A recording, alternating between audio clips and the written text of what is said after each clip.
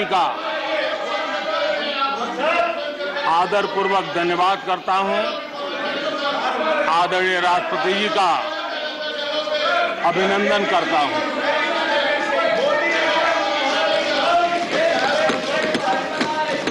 आदरणीय राष्ट्रपति जी दोनों सदनों को संबोधित करते हुए उन्होंने विकसित भारत का एक खाका और विकसित भारत के संकल्प के लिए एक रोड मैप को प्रस्तुत किया है। देश के लिए उनका ये जो कंट्रीब्यूशन है, जो मार्गदर्शन है, उसके लिए Nothing will go on record. Nothing will go on record.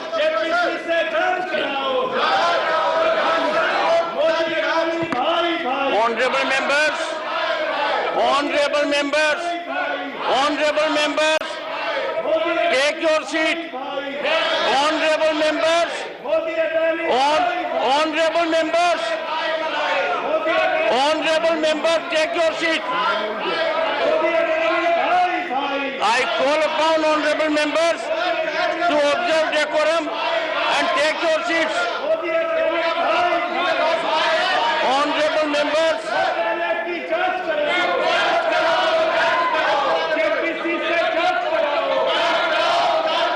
honorable members, take your seats. I will be called upon to name you. I will be called upon to name you. Take your seats. Take your seats. Honorable Prime Minister.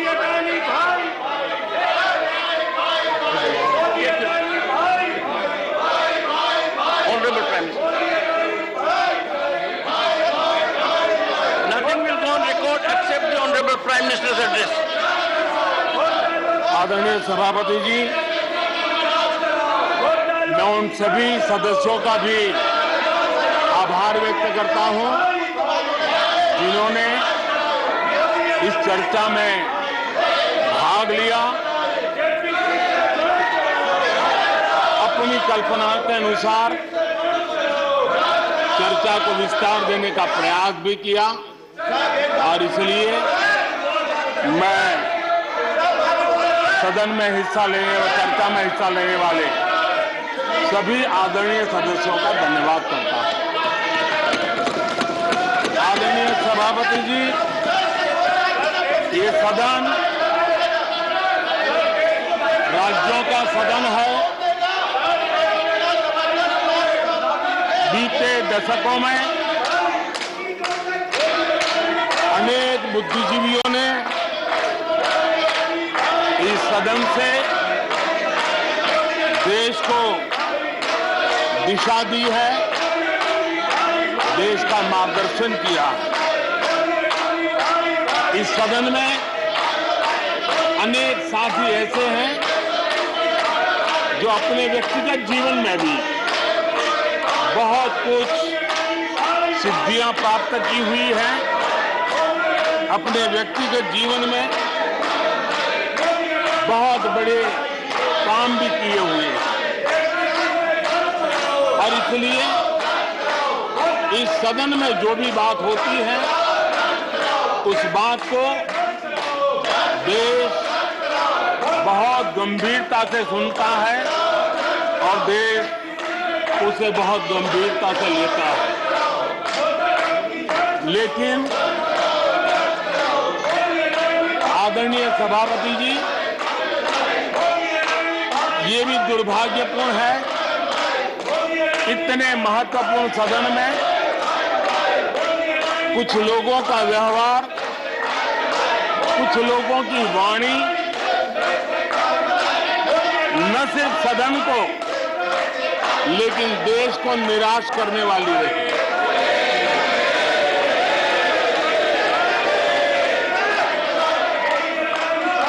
इस प्रकार की वृत्ति प्रवृत्ति के माननीय सदस्यों को मैं यही कहूंगा,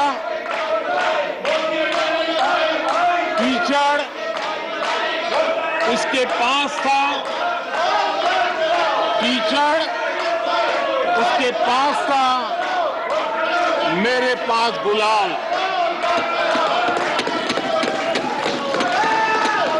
कीचड़ उसके पास था, मेरे पास गुलाल। जो भी जिसके पास था उसने दिया उछाल।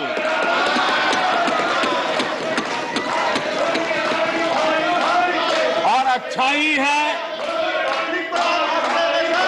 जितना कीचड़ उछालोगे कमल उतना ही ज्यादा खिलेगा।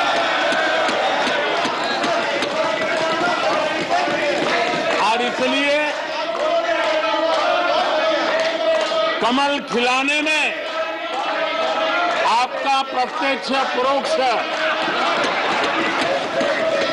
जो भी योगदान है, इसके लिए मैं उनका भी आभार व्यक्त करता हूं।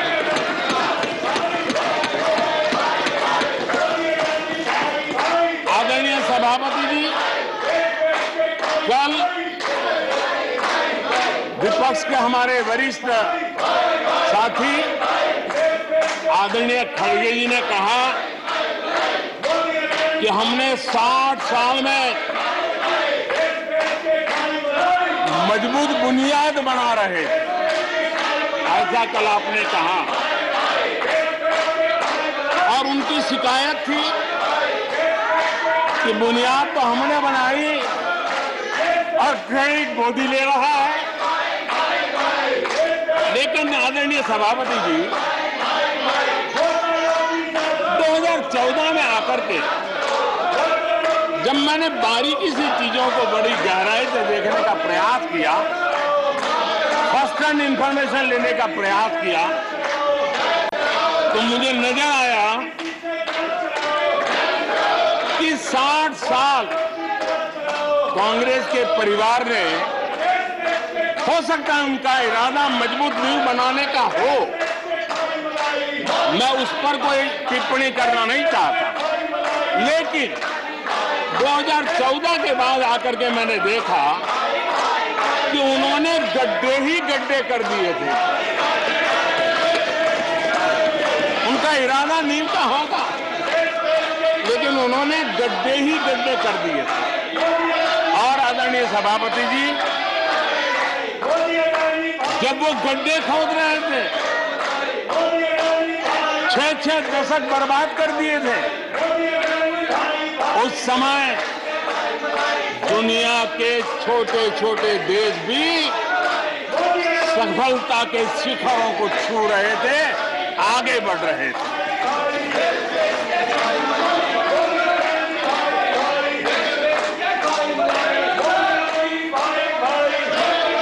आदरणीय सभापति जी, उनका तो वो साल इतना अच्छा माहौल था कि पंचायत से लेकर के पार्लियामेंट तक उन्हीं की दुनिया चलती थी।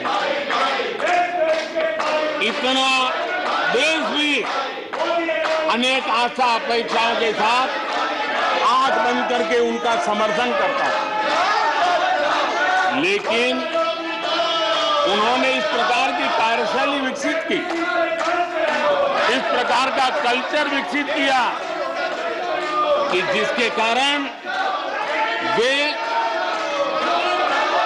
एक भी चुनौती का परमानेंट सॉल्यूशन करने का न कभी सोचा, न कभी उनको सूझा, न कभी उन्होंने प्रयास किया।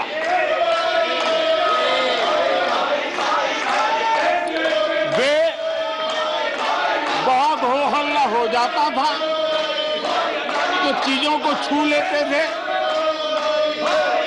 टोकनिज्म कर लेते थे और फिर आगे चले जाते थे। समस्याओं का समाधान करना ये उनका दायित्व था।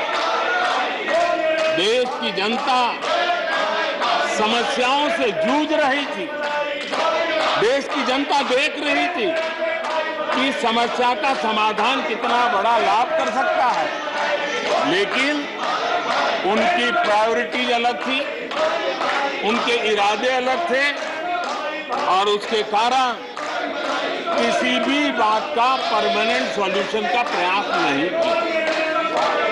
आदरणीय सभापति जी, हमारी सरकार की पहचान जो बनी है वो हमारे पुरुषार्थ के कारण बनी है। एक के बाद उठाए गए कदमों के कारण बनी हुई और आज हम परमानेंट सॉल्यूशन की दिशा में आगे बढ़ते रहे हैं। हम एक एक विषय को छू करके भागने वाले लोग नहीं, लेकिन देश की मूलभूत आवश्यकताओं को परमानेंट सॉल्यूशन पर बल देते हुए हम आगे बढ़ रहे हैं।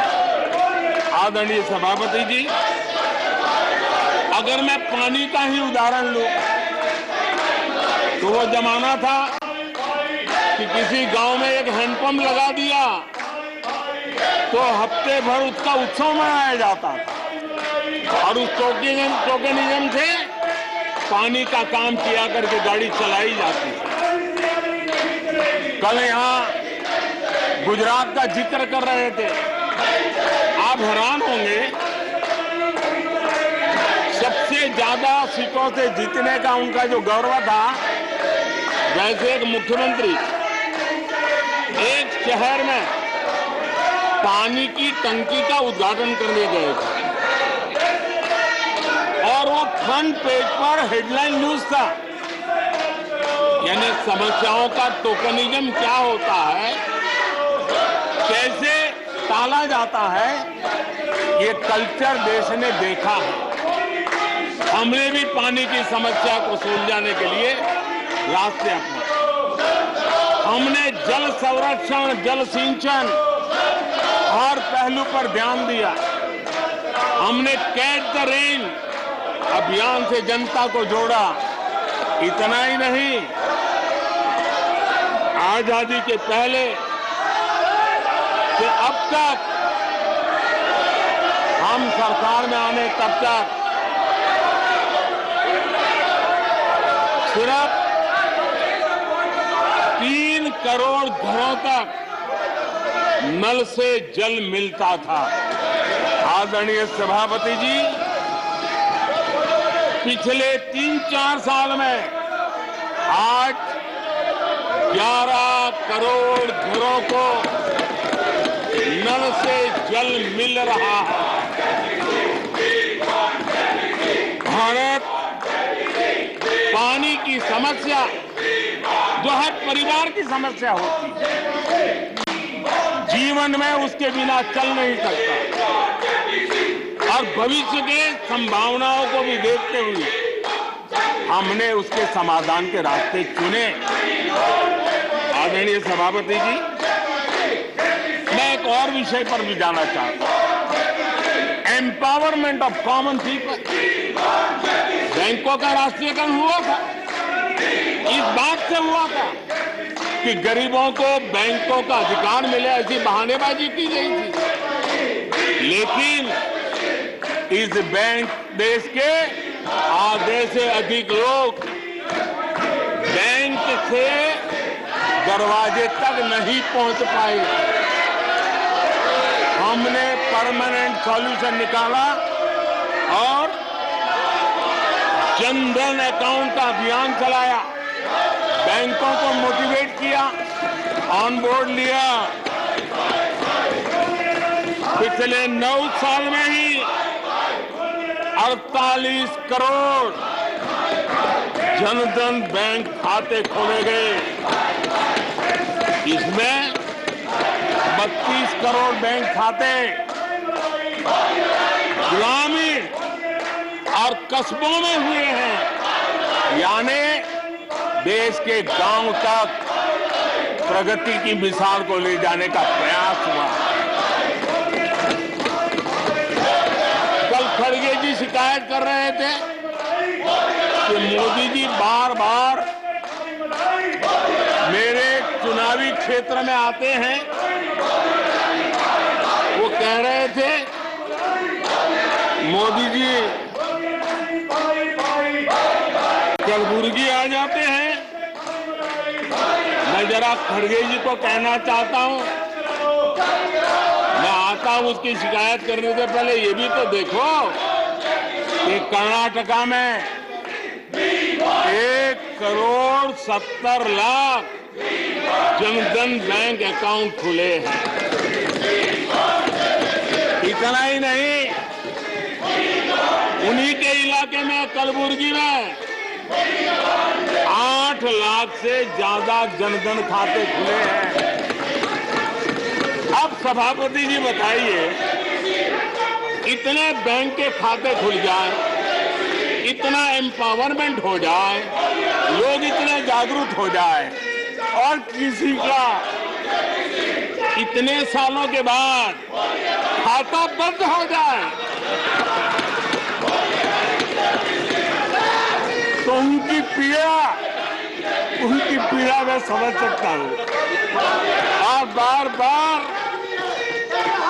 उनका दर्द झलकता है और मैं तो हैरान हूं।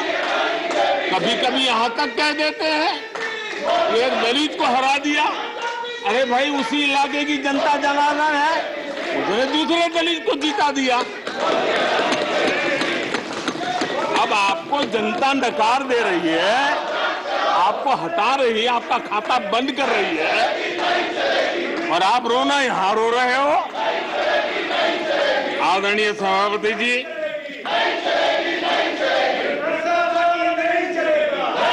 जनधन, आधार, मोबाइल, ये जो त्रिशक्ति है, और उसने सीधा डायरेक्ट बेनिफिट ट्रांसफर, उस योजना के तहत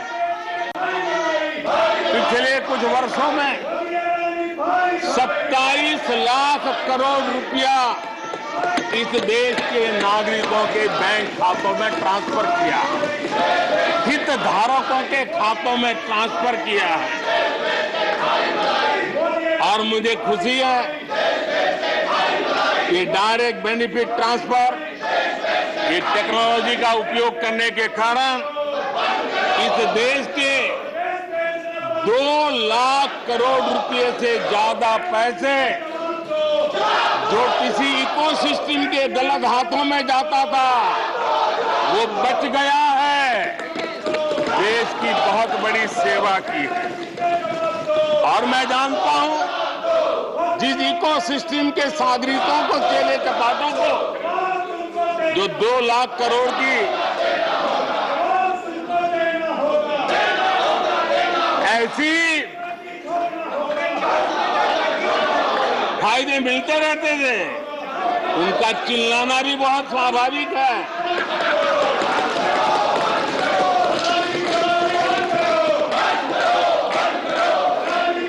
आदरणीय सभापति जी, हमारे देश में पहले परियोजनाएं अटकाना, लटकाना, भटकाना, ये उनकी कार्य संस्कृति का हिस्सा बन गया था। यही उनका कार्य करने का तरीका बन गया था। ईमानदार टैक्स पेयर की गाढ़ी कमाई, उसका नुकसान होता था। हमने टेक्नोलॉजी का प्लेटफॉर्म तैयार किया, पीएम गति शक्ति मास्टर प्लान लेकर के आए और 1600 लेयर में डेटा के माध्यम से इंफ्रास्ट्रक्चर को, प्रोजेक्ट्स को गति देने का काम हो रहा है। जो योजनाएं बनाने में महीनों लग जाते थे, वो आज सप्ताहों के भीतर भीतर उसको आगे बढ़ा दिया जाता है, क्योंकि आधुनिक भारत के निर्माण के लिए इंफ्रास्ट्रक्चर का महत्व हम भली भांति समझते हैं, स्केल का भी महत्व समझते हैं, स्पीड का भी महत्व समझते हैं और टेक्नोलॉजी के माध्यम से परमानेंट सॉल्यूशन और परमानेंट एस्पिरेशन का एड्रेस करने का प्रयास आदरणीय सभापति जी हम कर रहे हैं। आदरणीय सभापति जी, कोई भी जब सरकार में आता है तो देश के लिए कुछ करने के वादे करके आता है, जनता का कुछ भला करने के वादे करके आता है, लेकिन सिर्फ भावनाएं व्यक्त करने से बात बनती नहीं है। आप कह दें कि हम ऐसा चाहते हैं, हम ऐसा चाहते हैं, जैसे कभी कहा जाता था गरीबी हटाओ, 4-4 दशक हो गए हैं, हुआ कुछ नहीं। इसलिए विकास की गति क्या है, विकास की नीयत क्या है, विकास की दिशा क्या है, विकास का प्रयास क्या है, परिणाम क्या है, ये बहुत मायने रखता है।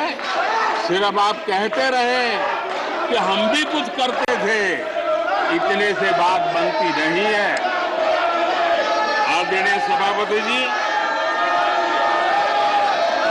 जबकि हम जनता को उनकी प्राथमिकताओं के आधार पर, उनकी आवश्यकताओं, और जब जनता की इतनी बड़ी आवश्यकताओं के लिए मेहनत करते हैं तो हम पर दबाव भी बढ़ता है, हमें मेहनत भी ज्यादा करनी पड़ती है, हमें परिश्रम भी ज्यादा करना पड़ता है। लेकिन हमने, जैसे महात्मा गांधी जी कहते थे, श्रेय और प्रेय, हमने श्रेय का रास्ता चुना है, प्रिय लग जाए आराम कर ले, वो रास्ता हमने नहीं चुना है।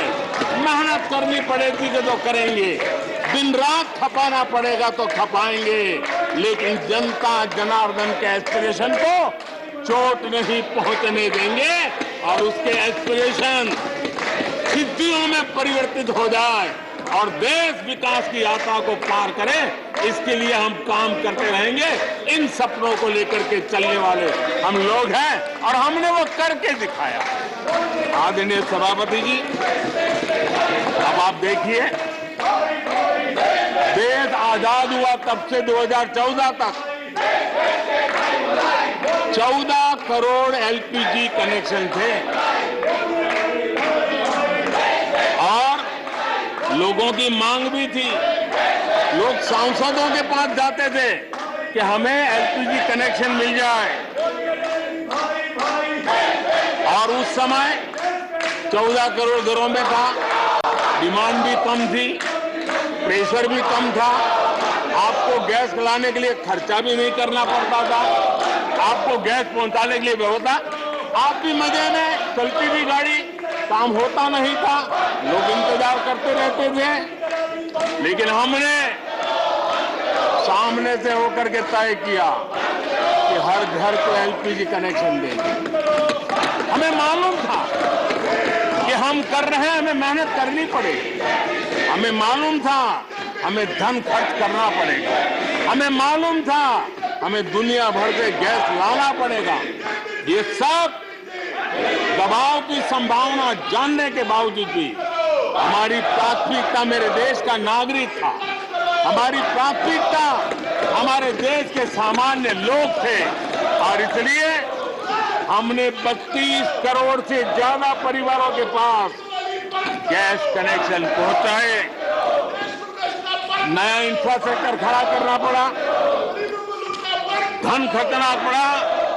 आदरणीय सभापति जी, इस एक उदाहरण से आप समझ सकते हैं कि हमें कितनी मेहनत करनी पड़ी होगी, लेकिन हमने आनंद के साथ, संतोष के साथ, गर्व के साथ इस मेहनत को किया, और मुझे खुशी है कि सामान्य मानवी को उसका संतोष मिला। इससे बड़ा एक सरकार के लिए संतोष क्या हो सकता है। आदरणीय सभापति जी, आजादी के अनेक दशकों के बाद भी इस देश में 18,000 से ज्यादा गांव ऐसे थे जहां बिजली नहीं पहुंची थी, और ये गांव अधिकतर हमारे आदिवासी बस्ती के गांव थे। हमारे पहाड़ों पर जिंदगी गुजारने वालों के लोगों के गांव थे, जनजातीय से गांव थे, नॉर्थ ईस्ट के गांव थे, लेकिन ये उनके चुनाव के हिसाब किताब में बैठता नहीं था, इसलिए इनकी प्रायोरिटी नहीं था।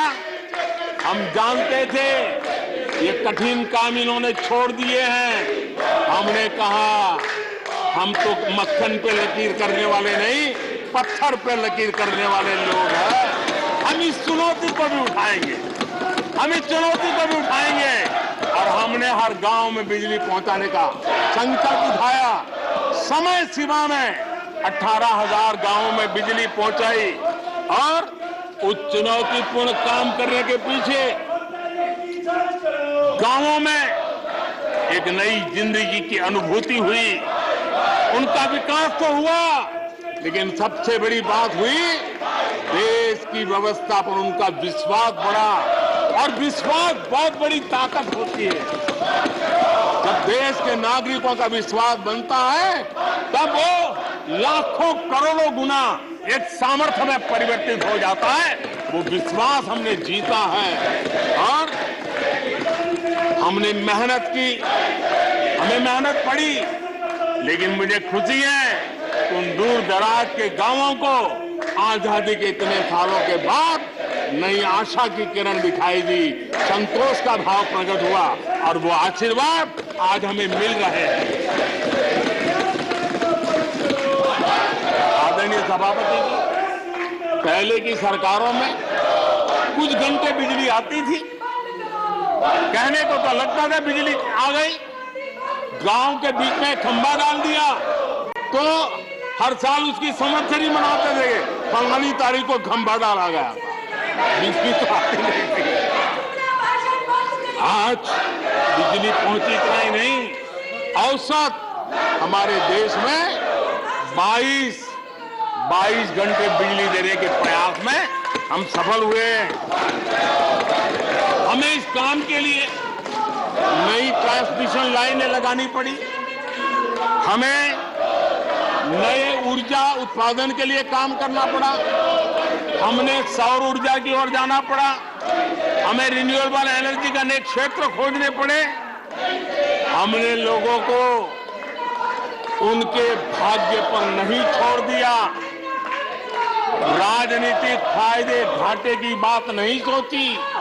हमने देश का आने वाली कल उज्जवल बनाने का रास्ता चुना। हमने खुद के लिए दबाव बढ़ाया, लोगों की मांग बढ़ने लगी, दबाव बढ़ने लगा। हमने मेहनत वाला रास्ता चुना और इसके नतीजे आज देश देख रहा है। देश ऊर्जा के क्षेत्र में प्रगति की ऊंचाइयों को प्राप्त कर रहा है। आदरणीय सभापति जी,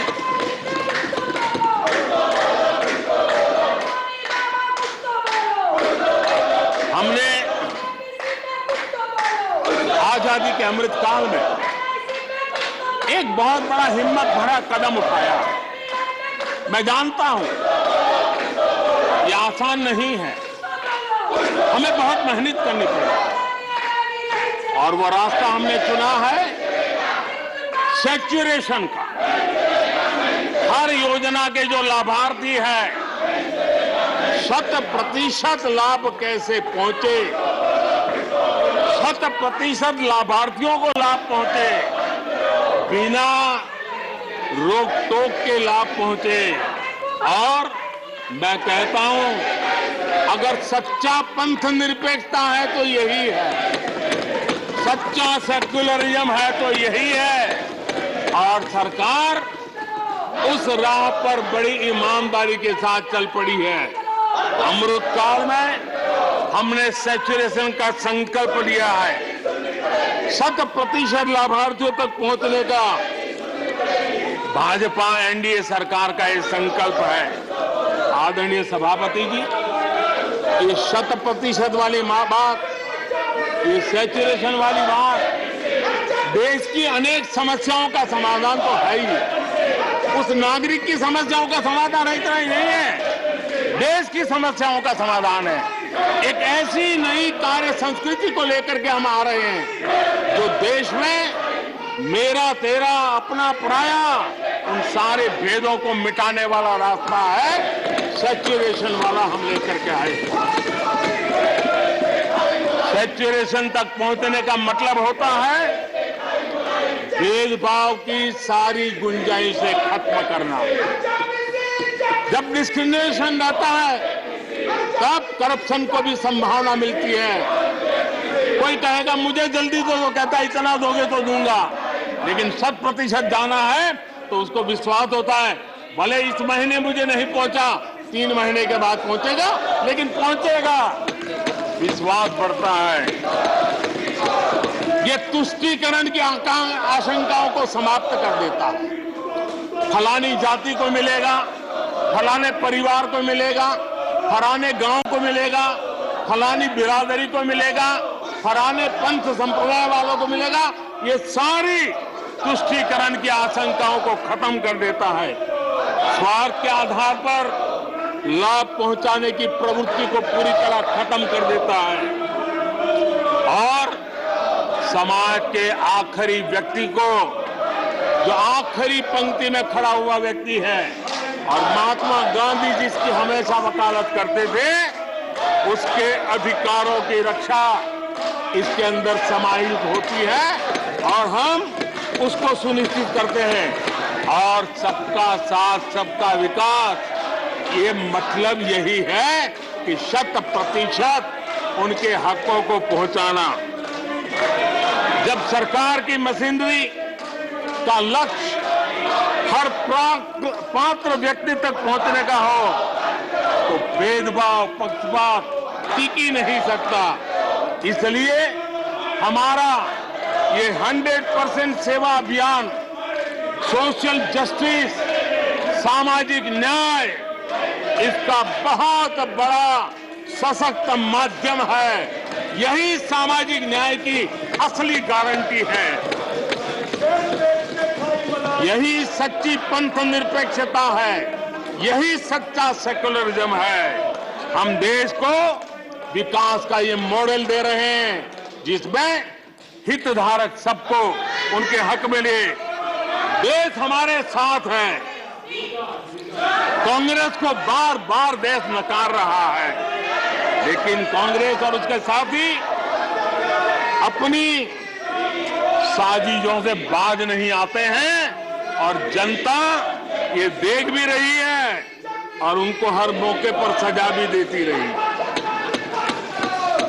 आदरणीय सभापति जी, हमारे देश की आजादी में 1857 से लेकर के स्वतंत्र संग्राम का कोई भी दशक उठा लीजिए, हिंदुस्तान का कोई भी भूभाग उठा लीजिए, मेरे देश की आजादी की लड़ाई में मेरे देश के आदिवासियों का योगदान स्वर्णिम पृष्ठ से भरा पड़ा हुआ है। गर्व होता है देश को कि मेरे आदिवासी भाइयों ने आजादी के महात्म्य को समझा था, लेकिन दशकों तक मेरे आदिवासी भाई विकास से वंचित रहे और विश्वास का सेतु तो कभी बन ही नहीं पाया।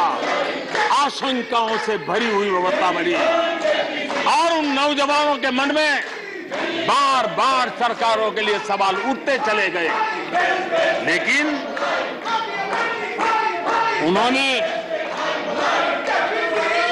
सही नियत से काम किया होता, नेक नियत से काम किया होता, आदिवासियों के कल्याण के प्रति समर्पण भाव से काम किया होता, तो आज 21वीं सदी के तीसरे दशक में मुझे इतनी मेहनत नहीं करनी पड़ती, लेकिन उन्होंने नहीं किया। अटल बिहारी वाजपेयी की सरकार थी, पहली बार इस देश में आदिवासियों के विकास के लिए अलग मंत्रालय बना, पहली बार आदिवासियों के कल्याण के लिए, भलाई के लिए, विकास के लिए अलग बजट की व्यवस्था हुई। आदरणीय सभापति जी, हमने 110 जिलों को आकांक्षी जिलों के रूप में आइडेंटिफाई किया। जो विकास में पीछे रह गए, सामाजिक न्याय जैसे महत्व का है, एवं भौगोलिक रूप से भी जो पीछे रह गए हैं उनको न्याय दिलाना उतना ही आवश्यक होता है। और इसलिए हमने 110 आकांक्षी जिले और 110 में आधे से अधिक वो इलाके हैं जहां बहुल जनसंख्या जनजातीय है, मेरे आदिवासी भाई बहन रहते हैं। 3 करोड़ से ज्यादा आदिवासी भाइयों को इसका सीधा लाभ मिला है, उनके जीवन में बदलाव आया है। इन क्षेत्रों में शिक्षा, स्वास्थ्य, इंफ्रास्ट्रक्चर, इसमें अभूतपूर्व सुधार हुआ है, क्योंकि हमने 110 जिलों पर विशेष फोकस किया है, उनका रेगुलर मॉनिटरिंग कर रहे हैं। यहां पर हमारे कुछ माननीय सदस्यों ने ट्राइबल सब प्लान की बात का जिक्र किया था। मैं ऐसे साथियों का अनुरोध करता हूं कि जरा समय निकाल करके किसी पढ़े लिखे व्यक्ति की मदद लेकर के बैठिए, जो बजट को अध्ययन कर सकता है, थोड़ा समझा सकता है, और आप देखेंगे तो पता चलेगा कि बजट में शेड्यूल्ड ट्राइब कंपोनेंट फंड्स, इसके तहत 2014 के पहले की तुलना में 5 गुना अधिक वृद्धि हुई है।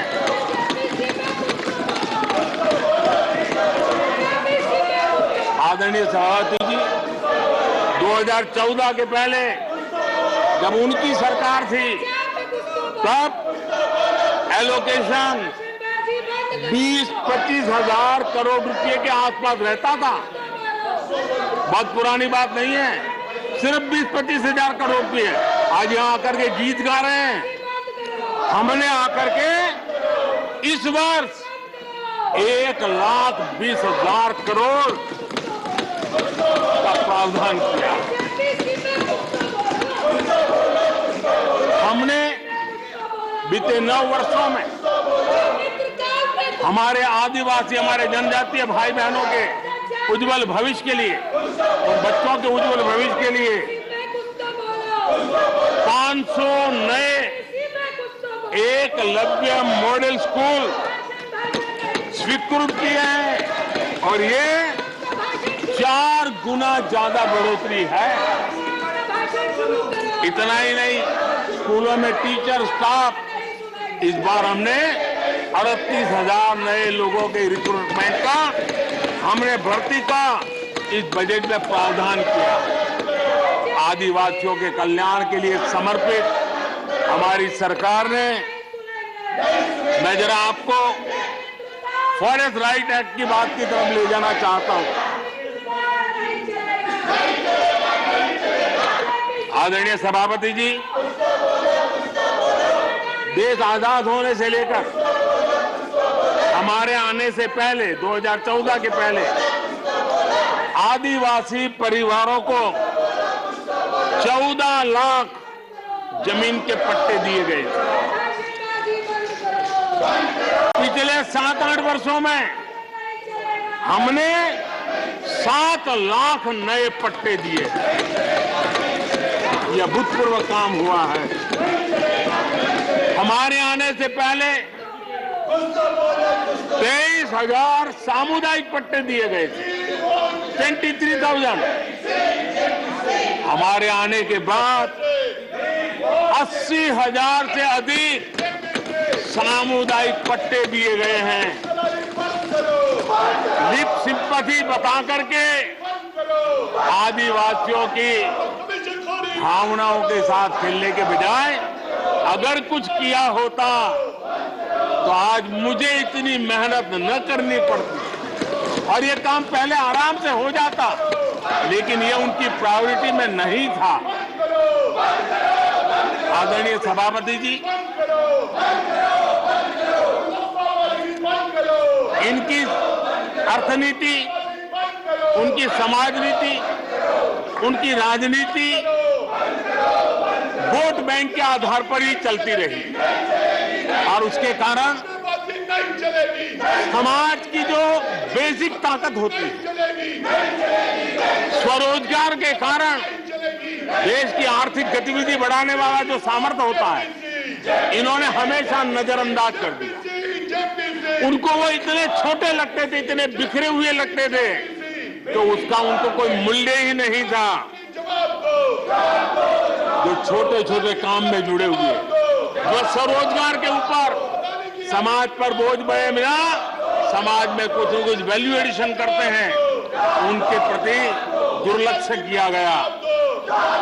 छोटे काम में जुटे इन करोड़ों लोगों को भुला दिया गया। मुझे गर्व है कि मेरी सरकार ने रेहड़ी वाले, ठेले वाले, फुटपाथ पर व्यापार करने वाले लोगों की सुन ले, ब्याज के चक्कर में जिनके जीवन तबाह हो जाते थे, दिन भर का पसीना ब्याजखोरों के घर जाकर के चुकाना पड़ता था, उन गरीबों की चिंता हमने की, उन रेहड़ी ठेले पटरी वालों की चिंता हमने की।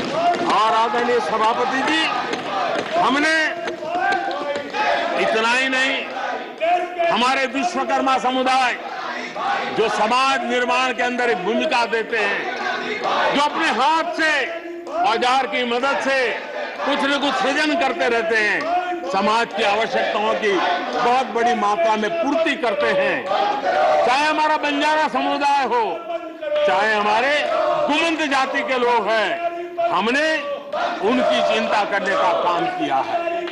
पीएम स्वनिधि योजना हो, पीएम विश्वकर्मा योजना हो, जिसके द्वारा हमने समाज के इन लोगों की मजबूती के लिए काम किया है, उनके सामर्थ्य को बढ़ाने के लिए काम किया।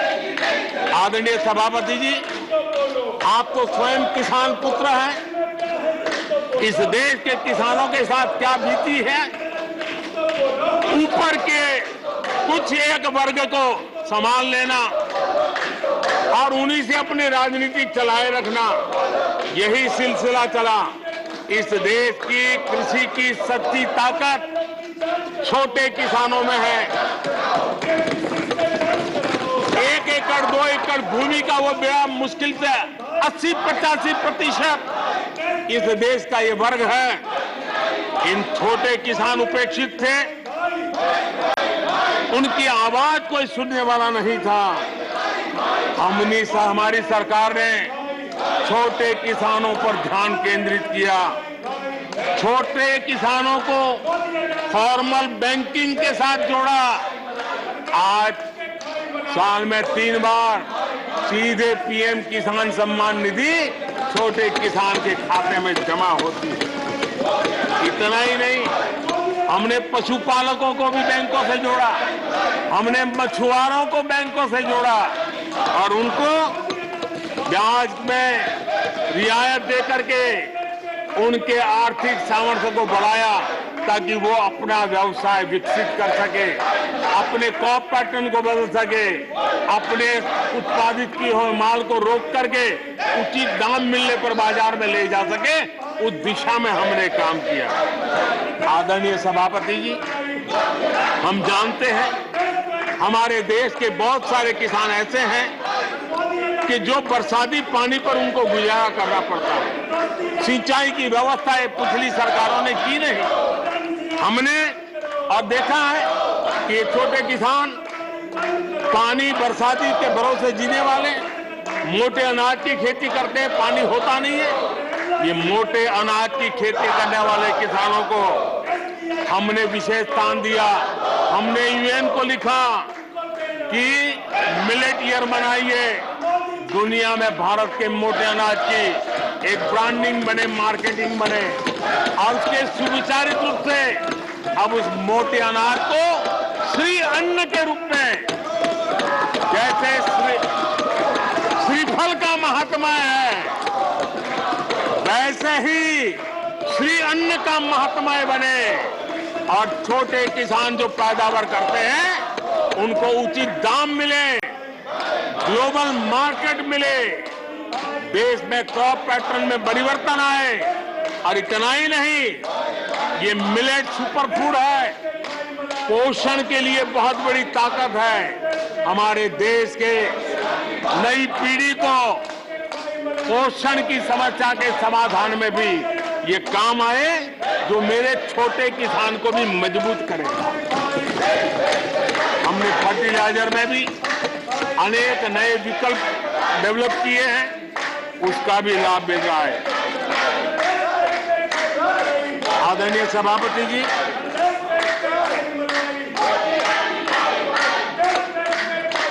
हमें बड़े कन्विक्शन के साथ मैं मानता हूं कि जब निर्णय प्रक्रिया में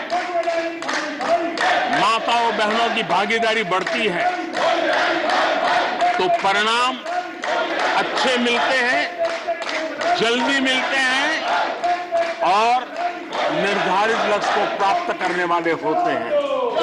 और इसलिए माता बहनों की भागीदारी बढ़े, वे निर्णय प्रक्रिया में हमारे साथ जुड़े, उस दिशा में महिला सशक्तिकरण को लेकर के, महिलाओं के नेतृत्व के विकास के लिए हमारी सरकार ने प्राथमिकता दी है। सदन में हमारे एक माननीय सदस्य ने कहा कि महिलाओं को टॉयलेट देने से क्या महिलाओं का विकास हो जाएगा? हो सकता है उनका ध्यान सिर्फ टॉयलेट पे गया हो, वो उनकी कठिनाई होगी, लेकिन मैं जरा बताना चाहता हूं, मुझे इस बात का गर्व है और मैं गर्व अनुभव करता हूं, क्योंकि मैं राज्य में रह करके आया हूं, मैंने गांव में जिंदगी गुजार के आया हूं। मुझे गर्व है कि 11 करोड़ शौचालय बना करके मैंने मेरी माताओं बहनों को इज्जत कर दिया है। मुझे इस बात का गर्व है। हमारी माताओं बहनों, हमारी बेटियों के जीवन चक्र की तरफ जरा नजर करें। हमारी सरकार माताओं बहनों के सशक्तिकरण के लिए कितनी संवेदनशील है, उसकी तरफ मैं जरा ध्यान आकर्षित करना चाहता हूं। और जिनको सिर्फ टॉयलेट पे ही सोच अटक गई थी, वो जरा कान खुल करके सुने, ताकि आगे जाकर ये बताने में उनको सुविधा होगी। गर्भावस्था के दौरान शिशु को पौष्टिक खाना मिले, इसके लिए हमने मातृ वंदना योजना चलाई और इसके लिए प्रेगनेंसी के समय महिला के बैंक खाते में सीधा पैसा जाए, ताकि उसको पोषण से उसके गर्भ में जो बच्चा है उसके स्वास्थ्य को भी लाभ हो। हमारे यहाँ माता मृत्यु दर, शिशु मृत्यु दर, इस गंभीर समस्या से मुक्ति का एक उपाय इंस्टीट्यूशनल डिलीवरी। हमारे गरीब से गरीब मां की इंस्टीट्यूशनल डिलीवरी हो, शिशु का जन्म अस्पताल में हो, इसके लिए हमने धन भी खर्च करना तय किया और व्यापक अभियान भी चलाया और उसके सुफल दिखाई भी दे रहे हैं। हम जानते हैं किसी न किसी मानसिक विकृति के कारण बेटियों को मां के कोख में ही मारने की प्रवृत्ति बढ़ गई थी। ये समाज के लिए कलंक था। हमने बेटी बचाओ अभियान चलाया और आज मुझे खुशी है कि बेटे जन्म लेते हैं, उसकी तुलना में बेटियों की संख्या बढ़ रही है। ये हमारे लिए संतोष का विषय है। हमने बेटियों की रक्षा का काम किया है। बेटी जब बड़ी होकर स्कूल जाए और शौचालय के अभाव में 5वीं 6वीं कक्षा में आते आते स्कूल छोड़ दें, हमने उस चिंता को भी किया और स्कूलों में बच्चियों के लिए अलग टॉयलेट बनाए ताकि मेरी बच्चियों को स्कूल छोड़ना न पड़े। ये हमने जी चिंता की। बेटी की शिक्षा जारी रहे और इसलिए हमने सुकन्या समृद्धि योजना, जिसमें अधिक ब्याज दे करके बेटियों को सुरक्षित शिक्षा की व्यवस्था का प्रबंध किया ताकि परिवार भी उनको प्रोत्साहन दे। बेटी बड़ी होकर अपना काम करने के लिए बिना गारंटी मुद्रा योजना से लोन ले सके, अपने पैरों पे खड़ी हो सके।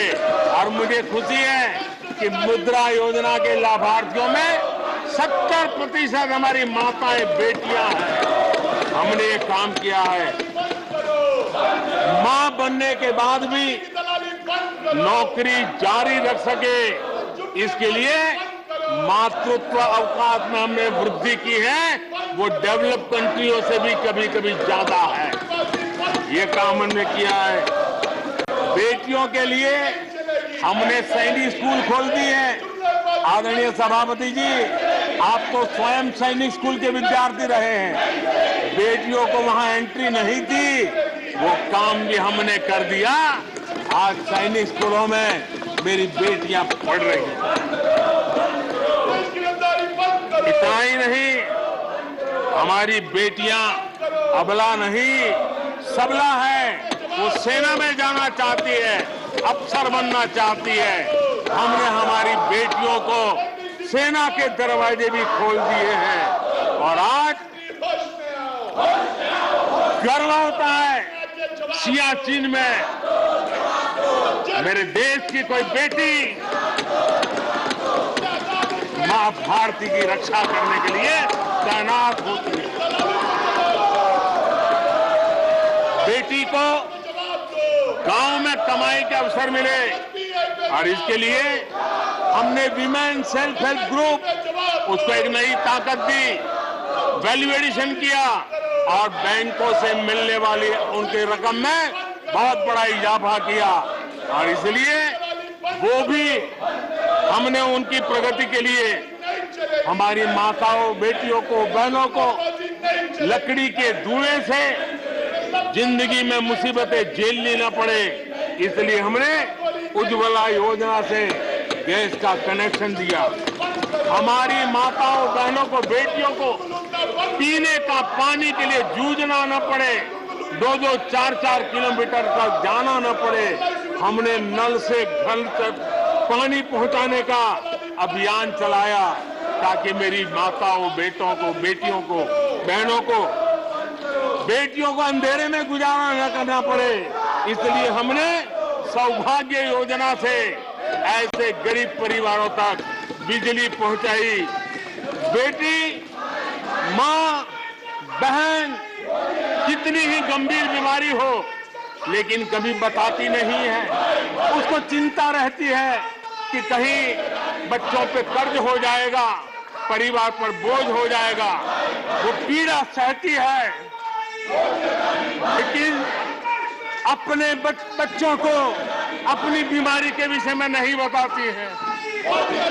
उन माताओं, बहनों को आयुष्मान कार्ड दे करके अस्पताल में बड़ी से बड़ी बीमारी से मुक्ति का रास्ता हमने खोल दिया है। आदरणीय सभापति जी, बेटी का संपत्ति पर अधिकार हो, इसलिए हमने सरकार की तरफ से जो आवाज देते हैं उसमें बेटी के राइट को निश्चित किया, उसके नाम पर प्रॉपर्टी करने का काम किया। हमने महिला सशक्तिकरण के लिए हमारी माताओं, बहनों को जो भी छोटी मोटी बचत कर लें, मुसीबत झेल करके बचत करना माताओं, बहनों का स्वभाव होता है, और वो घर में अनाज के डिब्बे में पैसे रख करके गुजारा करती है। उस मुसीबत में निकाल के हमने उसको जनधन के खाते दे दिए, बैंक में पैसा जमा करे, इसकी व्यवस्था करके। और आदरणीय सभापति जी, इस बजट सत्र के लिए तो गर्व की बात है कि बजट सत्र का प्रारंभ महिला राष्ट्रपति के द्वारा होता है, और बजट सत्र का विधिवत प्रारंभ महिला वित्त मंत्री के स्तर पर होता है। देश में ऐसा संयोग पहले कभी नहीं आया जो आज आया है, और हमारा तो प्रयास रहेगा कि ऐसे शुभ अवसर आगे भी देखने को मिले।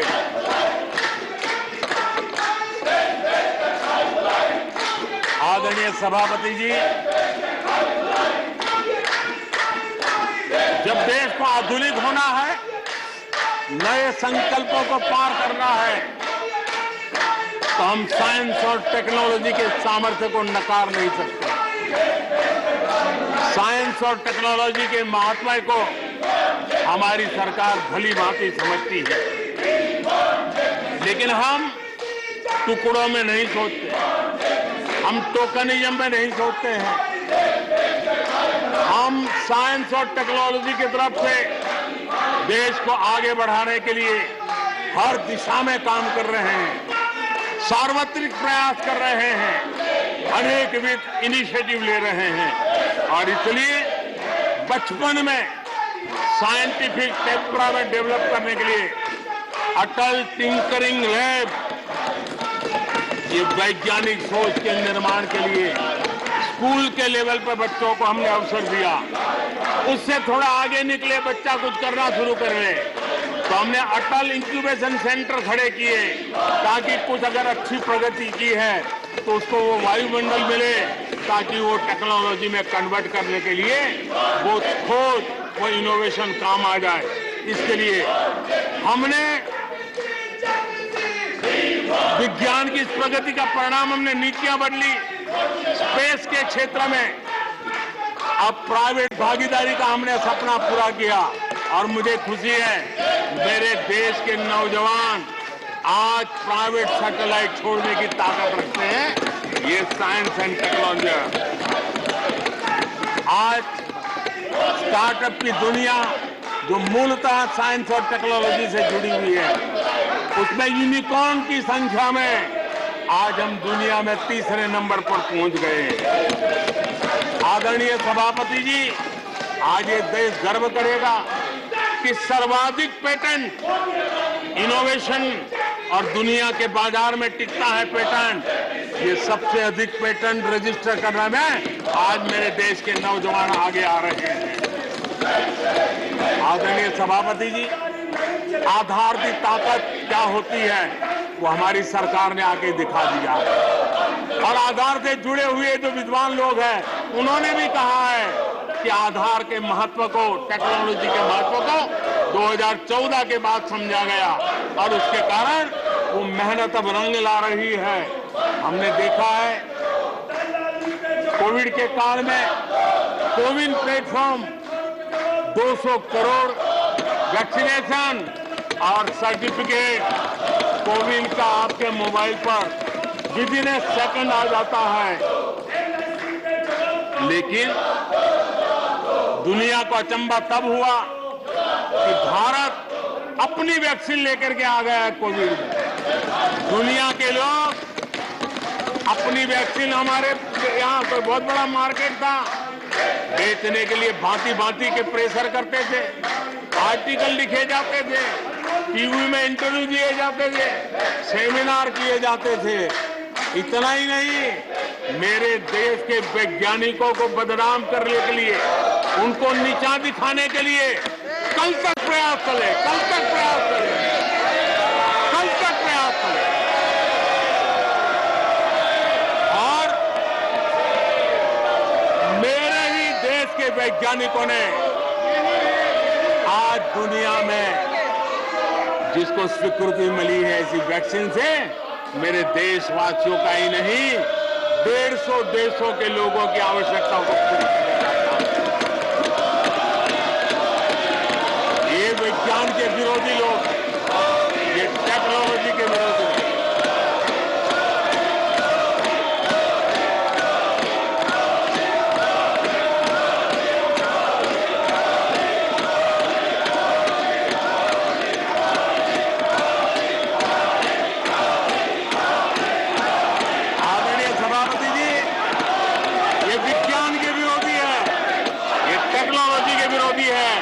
हमारे वैज्ञानिकों को बदनाम करने का कोई मौका नहीं छोड़ते। फार्मेसी की दुनिया में हमारा देश एक ताकत बन के उभर रहा है, दुनिया की फार्मेसी का हब बन रहा है। हमारे नौजवान नए नए इनोवेशन कर रहे हैं, उसको बदनाम करने के रास्ते खोज रहे हैं ये लोग।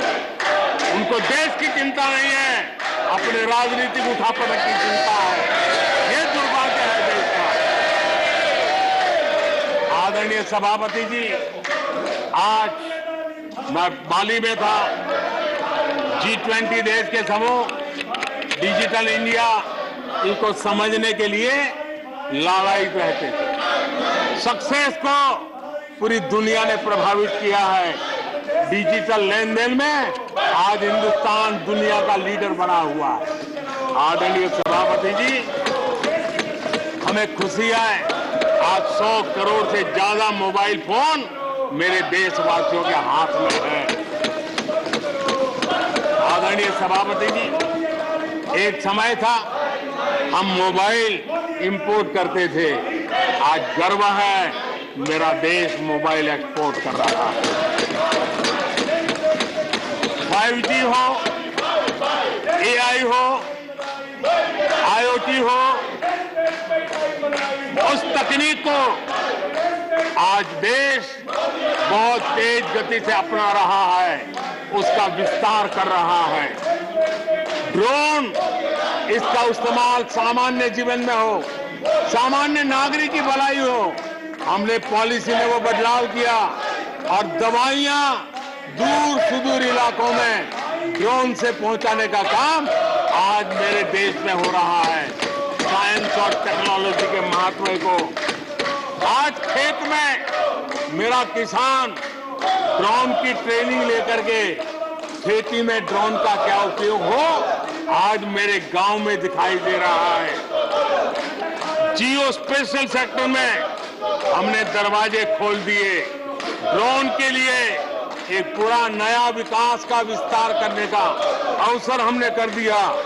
आज देश में यूएन जैसे लोग चर्चा करते हैं कि दुनिया में लोगों के पास अपने पास जमीन के घर के मालिकाना हक नहीं है। यूएन की चिंता है दुनिया।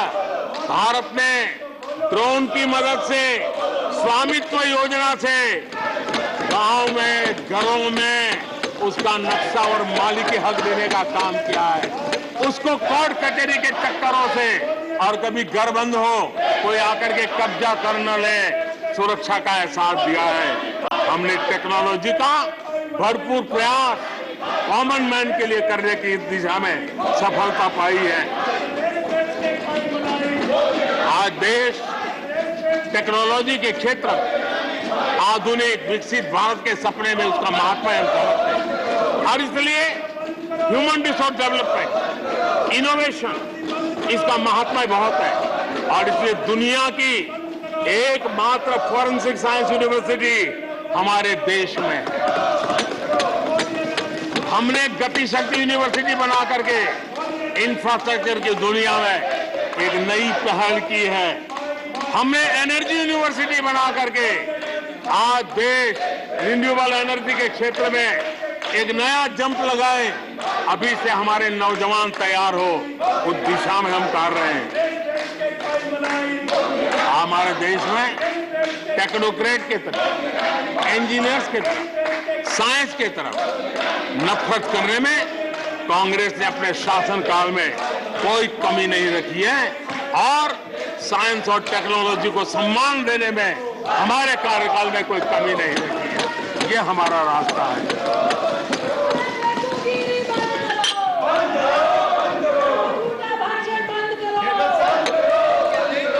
आदरणीय सभापति जी, यहाँ रोजगार की भी चर्चा हुई। मैं हैरान हूं कि जो अपने आप को सबसे लंबे समय तक सार्वजनिक जीवन का दावा करते हैं, इनको ये मालूम नहीं है कि नौकरी और रोजगार में फर्क होता है। जिनको नौकरी और रोजगार का फर्क समझ नहीं है, वो हमें उपदेश दे रहे हैं। आदरणीय सभापति जी, नए नए नैरेटिव गढ़ने के लिए आधी अधूरी चीजों को पकड़ करके झूठ फैलाने के प्रयास हो रहे हैं। बीते 9 वर्ष में अर्थव्यवस्थाओं का जो विस्तार हुआ है, नए सेक्टर्स में रोजगार की नई संभावनाएं बनी। आज ग्रीन इकोनॉमी में देश जिस प्रकार से आगे बढ़ रहा है, उसने ग्रीन जॉब की बहुत बड़ी संभावनाएं धरती पर उतार करके दिखाई है। और अधिक संभावनाएं बनी हुई है।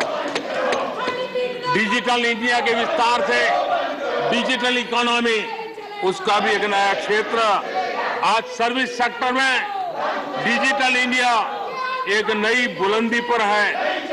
5 लाख कॉमन सर्विस सेंटर, गांव के अंदर एक कॉमन सर्विस सेंटर में 2-2, 5-5 लोग रोजी रोटी कमाते हैं। और दूर सुदूर जंगलों के छोटे छोटे गांव में भी कॉमन सर्विस सेंटर में आज हमारे देश की आवश्यक सेवाएं गांव के लोगों को एक बटन पर उपलब्ध हो, ये व्यवस्था हुई है। डिजिटल इकोनॉमी ने अनेक नए रोजगार की संभावनाएं पैदा की।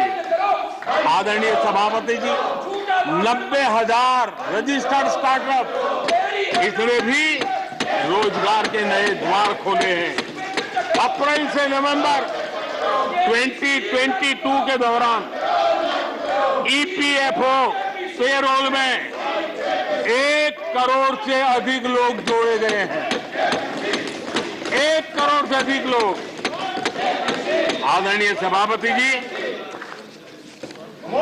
आत्मनिर्भर भारत रोजगार योजना, इसके जरिए 60 लाख से अधिक नए कर्मचारियों का लाभ हुआ है। आत्मनिर्भर भारत अभियान के तहत हमने अपने उद्यमियों के लिए स्पेस, डिफेंस, ड्रोन, माइनिंग, कोल, अनेक क्षेत्रों को खोला है, जिसके कारण रोजगार की संभावना में नई गति आई है। और देखिए, हमारे नौजवानों ने इन सारे कदमों का आगे आकर के अवसर लिया, उठाया है, उसका फायदा। आदरणीय सभापति जी, रक्षा के क्षेत्र में यह देश आत्मनिर्भर बने, ये देश के लिए बहुत आवश्यक है। मुझे खुशी है कि रक्षा के क्षेत्र आत्मनिर्भरता का मिशन लेके हम चले। आज 350 से ज्यादा निजी कंपनियां रक्षा के क्षेत्र में आई है और करीब 1 लाख करोड़ रुपए का एक्सपोर्ट रक्षा के क्षेत्र में मेरा देश कर रहा है।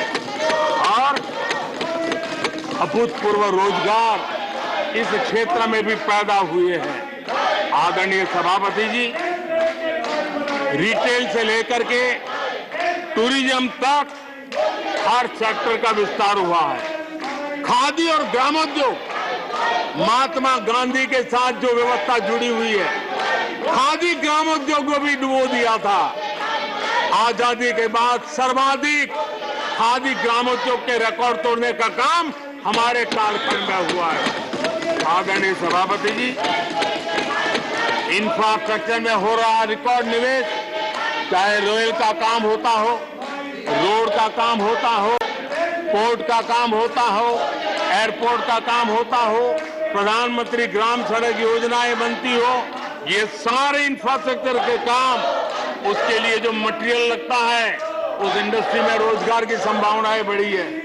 हर जगह निर्माण कार्य के अंदर मजदूर से लेकर मैकेनिक तक हर प्रकार के रोजगार की संभावनाएं, इंजीनियर से लेकर के श्रमिक तक हर किसी के लिए रोजगार के नए अवसर बने हैं।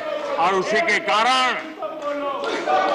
यूथ विरोधी नीति लेकर के चले हुए लोगों को आज यूथ नकार रहा है।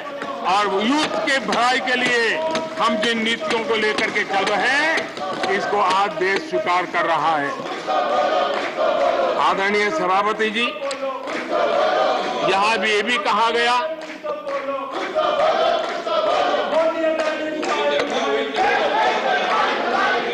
आदरणीय सभापति जी, यहां ये भी कहा गया कि सरकार की योजनाओं को उनके नामों को लेकर के आपत्ति उठाई। कुछ लोगों को ये भी परेशानी है कि नामों में कुछ संस्कृत टच है, बताइए, इसकी भी परेशानी।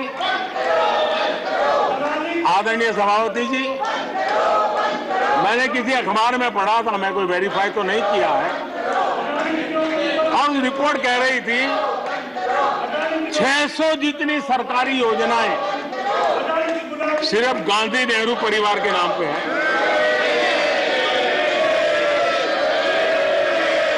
आदरणीय सभापति जी, किसी कार्यक्रम में अगर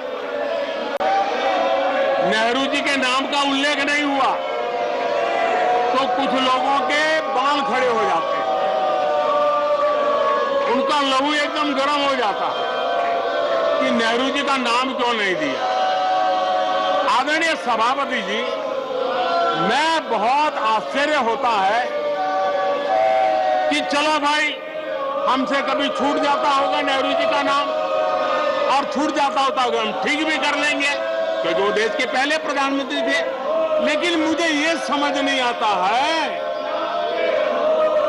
कि उनकी पीढ़ी का कोई व्यक्ति नेहरू सरनेम रखने से डरता क्यों है।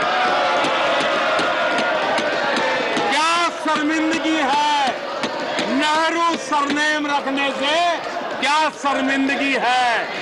इतना बड़ा महान व्यक्तित्व अगर आपको मंजूर नहीं है, परिवार को मंजूर नहीं है, और हमारा हिसाब मांगते रहते हो।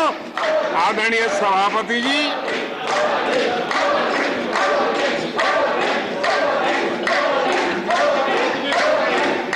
कुछ लोगों को समझना होगा, ये सदियों पुराना देश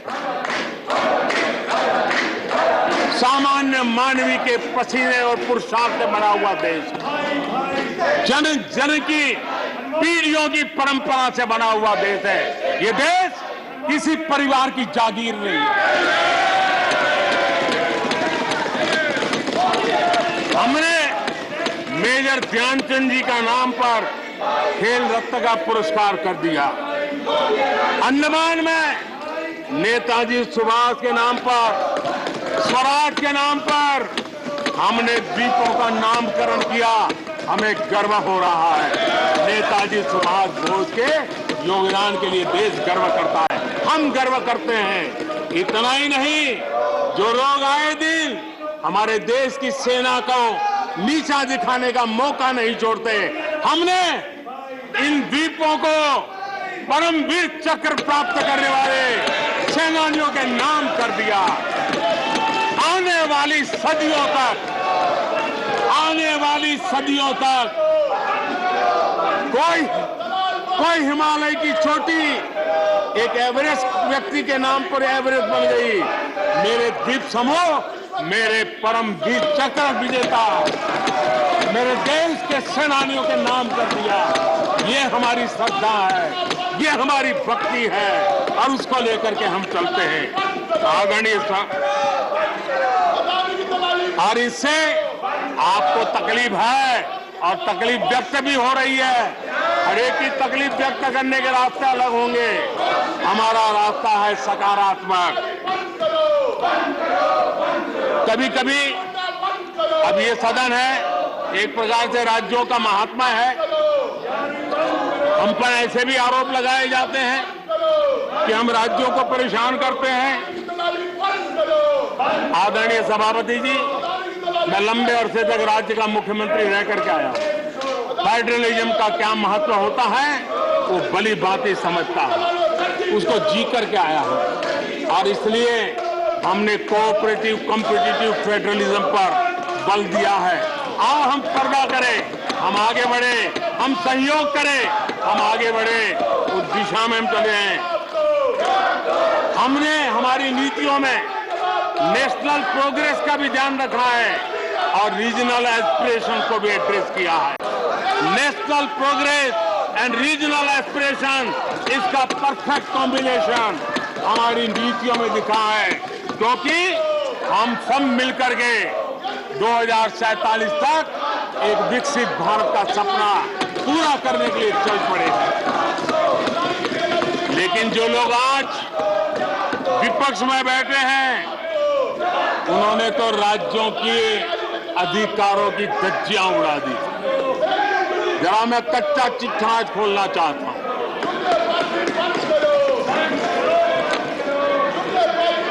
जरा इतिहास उठा करके देख लीजिए, वो कौन पार्टी थी वो लोग कौन सत्ता में बैठे थे जिन्होंने आर्टिकल 356 का सबसे ज्यादा दुरुपयोग किया।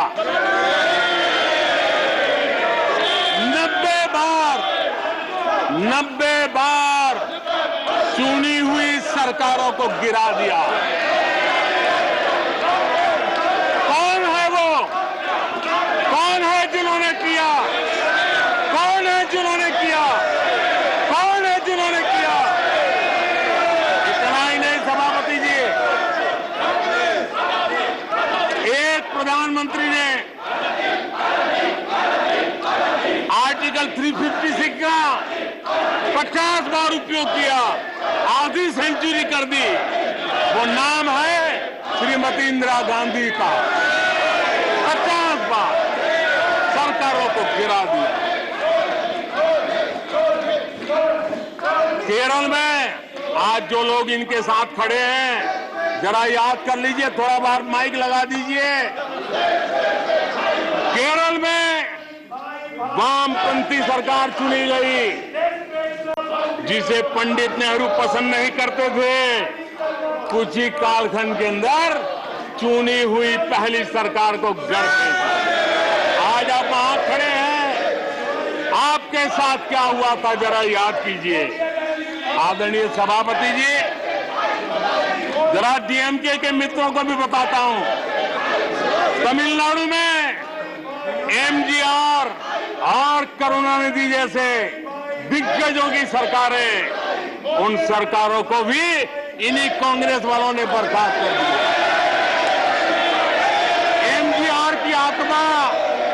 एमजीआर की आत्मा देखती होगी आप कहां खड़े हो। यहां पर पीछे बैठे हैं इस सदन के वरिष्ठ सदस्य और जिनको मैं हमेशा एक आदरणीय नेता मानता हूं, श्रीमान शरद पवार जी। 1980 में शरद पवार जी का आयु 35-40 साल की थी। एक नौजवान मुख्यमंत्री महाराष्ट्र की सेवा करने के लिए निकला था, उनकी सरकार को भी गिरा दिया गया और आज वो वहां है। आज वो वहां हर क्षेत्रीय नेता को उन्होंने परेशान किया और एनटीआर के साथ क्या किया। यहां कुछ लोग आज कपड़े बदले होंगे, नाम बदला होगा, ज्योतिषियों की सूचना के अनुसार नाम बदला होगा, लेकिन कभी वो भी उनके साथ थे। उस एनटीआर की सरकार को, और वो तबीयत के लिए अमेरिका गए थे, अपने हेल्थ के लिए गए थे। आपने एनटीआर की सरकार को गिराने का प्रयास किया। ये कांग्रेस की राजनीति का स्तर था। आदरणीय सभापति जी, अखबार निकाल के देख लीजिए, हर अखबार लिखता था कि राजभवनों को कांग्रेस के दफ्तर बना दिए गए हैं, कांग्रेस के हेडक्वार्टर बना दिए गए। 2005 में झारखंड में एनडीए के पास ज्यादा सीटें थी, लेकिन गवर्नर ने यूपीओ को शपथ के लिए बुला लिया था। 1982 में हरियाणा में भाजपा और देवीलाल के पास प्री पोल उनका एग्रीमेंट था, उसके बावजूद भी गवर्नर ने कांग्रेस की सरकार के लिए निमंत्रण कर दिया था। ये कांग्रेस के पाप, और आज देश को गुमराह करने की बातें कर रहे हैं। आदरणीय सभापति जी, मैं एक बात को जानना चाहता हूं, मैं एक गंभीर विषय की ओर अब ध्यान देना भी चाहता हूं। महत्वपूर्ण विषयों को मैंने स्पर्श किया है और आज देश में आर्थिक नीतियों की जिनको समझ नहीं है, जो 24 घंटा राजनीति के सिवा कुछ सोचते नहीं है, जो सत्ता के खेल खेलना यही जिनको सार्वजनिक जीवन का काम दिखता है, उन्होंने अर्थनीति को अनर्थ नीति में परिवर्तित कर दिया। मैं उनको चेतावनी देना चाहता हूं और मैं इस सदन की गंभीरता के साथ उनसे कहना चाहता हूं कि अपने रिस्पेक्टिव स्टेट को जाके समझाएं कि ये गलत रास्ते पर न चले जाएं। हम हमारे पड़ोस के देशों का हाल देख रहे हैं कि वहां पर क्या हाल हुआ है, अनाप शनाप कर्ज लेकर के किस प्रकार के देशों को डुबो दिए गए। आज हमारे देश में भी तत्कालीन लाभ के लिए अगर भुगतान करेगा तो आने वाली पीढ़ी करेगी। हम तो कर्ज करो जीपीओ वाला खेल आने वाला देखेगा। ये कुछ राज्यों ने अपनाया है, वो उनका तो तबाह कर देंगे, देश को भी बर्बाद कर देंगे। अब देश अब कर्ज के तले दबते जा रहे हैं। ये देश आज दुनिया में उनको कर्ज देने के लिए कोई तैयार नहीं है। ये मुसीबतों से गुजर रहे हैं। मैं राजनीतिक वैचारिक मतभेद हो सकते हैं, दलों के विषय में एक दूसरे के प्रति टीका टिप्पणी हो सकती है, लेकिन देश की आर्थिक सेहत के साथ खिलवाड़ मत कीजिए। आर्थिक सेहत के साथ खिलवाड़ मत कीजिए। आप ऐसा कोई पाप मत कीजिए जो आपके बच्चों के अधिकारों को छीन ले और आज अपना मौज कर लें और बच्चों के नसीब में बर्बादी छोड़ के चले जाए। ऐसा करके न जाए। आज आपको पॉलिटिकली सूट का मैंने तो देखा, एक सरकार, एक मुख्यमंत्री ने बयान दिया कि भाई अब ठीक है, मैं तो निर्णय करता हूं, अभी मुसीबत मुझे कहां आएगी, 2030-32 के बाद आएगी, जो आएगा वो भुगतेगा। क्या कोई देश ऐसे चलता है क्या? लेकिन ये जो वृत्ति बन रही है वो बहुत चिंता का विषय है।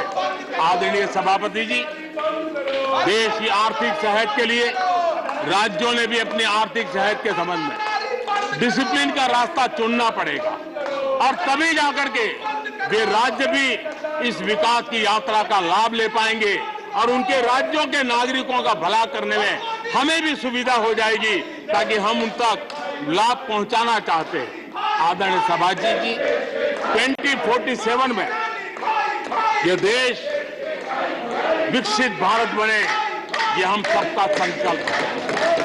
140 करोड़ देशवासियों का संकल्प है। अब देश पीछे मुड़ करके देखने को तैयार नहीं है। देश लंबी छलांग मारने को तैयार है। जिनकी 2 वक्त की रोटी का सपना था उसको आपने एड्रेस नहीं किया, हमने उसको एड्रेस किया है। जिसको सामाजिक न्याय की अपेक्षा थी जो आपने एड्रेस नहीं किया, हमने एड्रेस किया है। जिन अवसरों को तलाशता था उन अवसरों को उपलब्ध कराने के लिए हमने अनेक कदम उठाए हैं और आजाद भारत का जो सपना है उन सपने को पूरा करने के लिए हम संकल्पबद्ध होकर के चले। और आदरणीय सभापति जी, देश देख रहा है, देश देख रहा है, एक अकेला कितनों को भारी पड़ रहा है, एक अकेला कितनों को भारी पड़ रहा है। अरे नारे बोलने के लिए भी उनको बदल करना पड़ता है। जो भी ये बोलता है जन के फर्ज से आवाज की जवाब देना। आदरणीय सभापति जी, एक कन्विक्शन के कारण चला हूं, देश के लिए जीता हूं, देश के लिए कुछ करने के लिए निकला हुआ हूं। और इसलिए ये राजनीतिक खेल खेलने वाले लोग, उनके अंदर वो हौसला नहीं है, वो ढूंढ रहे हैं, बचने का रास्ता खोज रहे हैं। आदरणीय सभापति जी, राष्ट्रपति जी के उम्दा भाषण को, राष्ट्रपति जी के मार्गदर्शक भाषण को, राष्ट्रपति जी के प्रेरक भाषण को इस सदन के अंदर अभिनंदन करते हुए, धन्यवाद करते हुए, आपका भी आभार व्यक्त करते हुए अपनी बात को समाप्त करते हैं।